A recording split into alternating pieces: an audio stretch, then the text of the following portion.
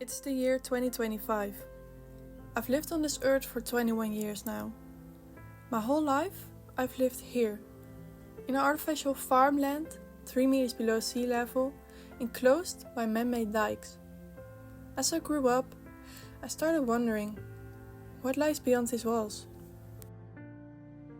I study in the city of Utrecht. This city is a place full of change, people, public transport and large companies. Despite being one of the greenest cities in the Netherlands, I am confronted with how this modern Western world is shaped only around the well-being of humans.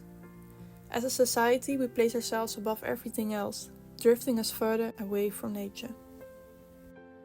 I grew up alongside the internet. It showed me all the chaos in the world to the point that it's overwhelming. It gives us the urge to take action, but we often feel helpless, unsure where to start. How can one person make a difference? Maybe if we start small, we can begin locally instead of globally. What have we missed? What do we forget? Let's look closer around us. As a kid, I loved to draw, dance and play in nature. It's so precious how the imagination of a child could turn a simple backyard into a forest full of adventures. I've spent countless recesses in primary school looking for insects and water salamanders. All these memories of my hometown are etched deep into my heart. I'm grateful for growing up here, to have a house with a backyard, to live only a minute away from the forest and to have a primary school next to a lake. Returning back to my primary school years later, to search for those water salamanders, I realized something. Despite its beauty and appearing to be thriving, there are a lot of hidden problems within the ecosystems surrounding these shallow waters. Dry, hot summer months, where most available water being used for the farmlands, lead to the shallow waters drying up. Pesticides from the fields, harsh chemicals from factories, and sewage water pollute the water. This can even affect aquatic life on a hormonal level. Lack of waterside plants make life even more difficult for the animals that live in these waters.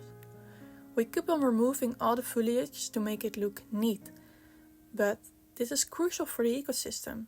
It provides food, shelter, safety and more.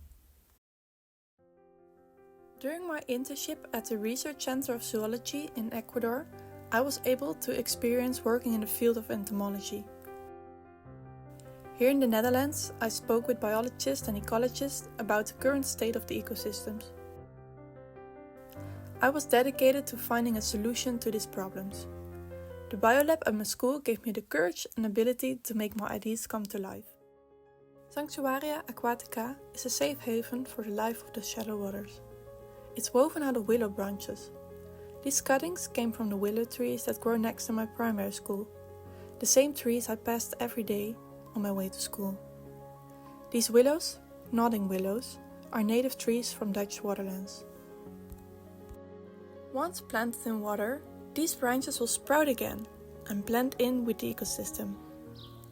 The woven pattern creates plenty of nooks and crannies for insects to hide in. These are some examples of different shapes that could provide shelter for different types of aquatic animals. The top raft stays above the water and provides a place for birds to nest and for indigenous plants to grow.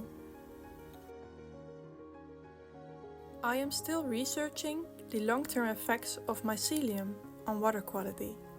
Could this break down the harsh polluting chemicals? Smaller Sanctuaria Aquatica can be made by anyone with a do-it-yourself kit. People of all ages can create an aquatic insect hotel. Get inspired by the styling magazine to fill the rooms with specific organic materials to attract specific types of animals. With a removable top, you can meet the guests. Take a picture of them and share them on social media. This will contribute to the national documentation of our biodiversity. Even in this loud, big world, Sanctuaria Aquatica will give our small hidden neighbors a voice. Let's love the local. Return to your inner child and weave ourselves back together with nature.